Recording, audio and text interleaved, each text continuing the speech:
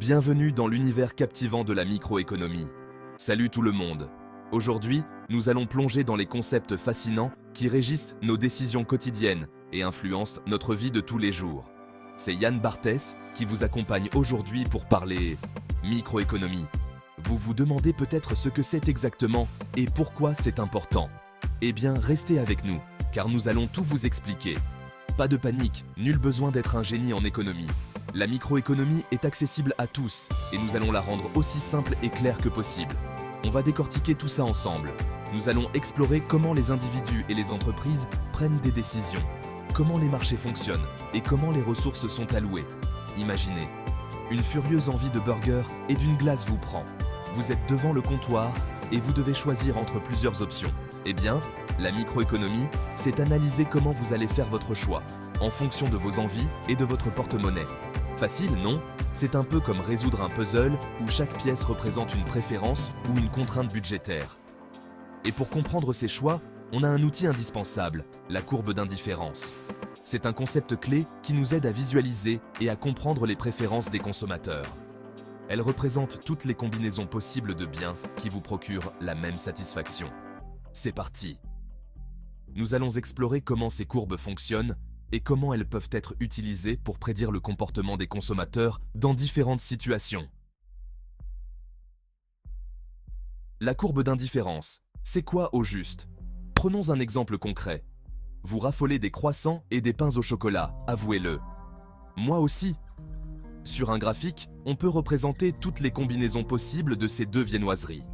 Chaque point de la courbe représente une combinaison qui vous rendrait tout aussi heureux.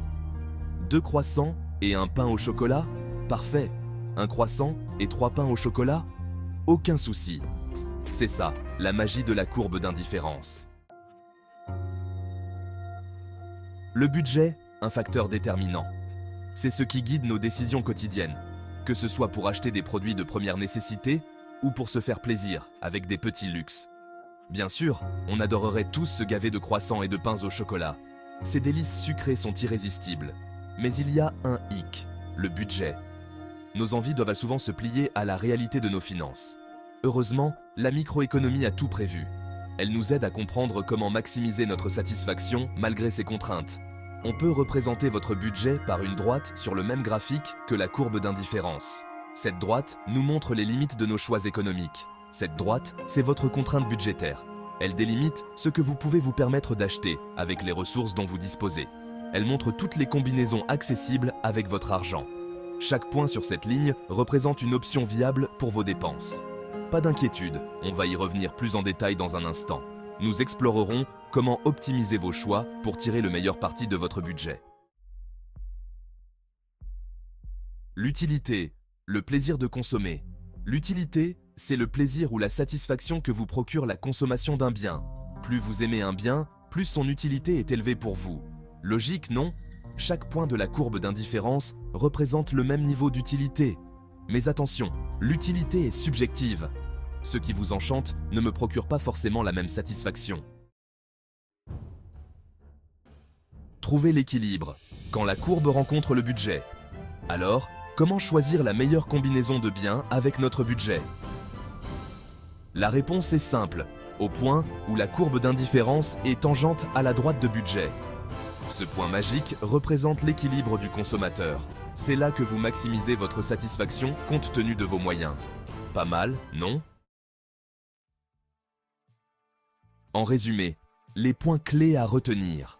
Voilà, vous savez l'essentiel sur la courbe d'indifférence, le budget et l'utilité. Récapitulons. La courbe d'indifférence représente les combinaisons de biens qui vous procurent la même satisfaction. Elle est essentielle pour comprendre comment les consommateurs prennent des décisions. La droite de budget représente ce que vous pouvez vous permettre d'acheter. Elle montre les limites de vos choix en fonction de vos ressources disponibles. L'utilité, c'est le plaisir de consommer. C'est la satisfaction que vous obtenez en utilisant ou en consommant un bien ou un service. Le point d'équilibre, c'est quand la courbe et la droite se touchent. C'est le point où vos préférences et vos contraintes budgétaires se rencontrent. C'est tout pour aujourd'hui. On se retrouve bientôt pour décrypter d'autres mystères de l'économie. Restez curieux et continuez à explorer le monde fascinant de l'économie. Salut!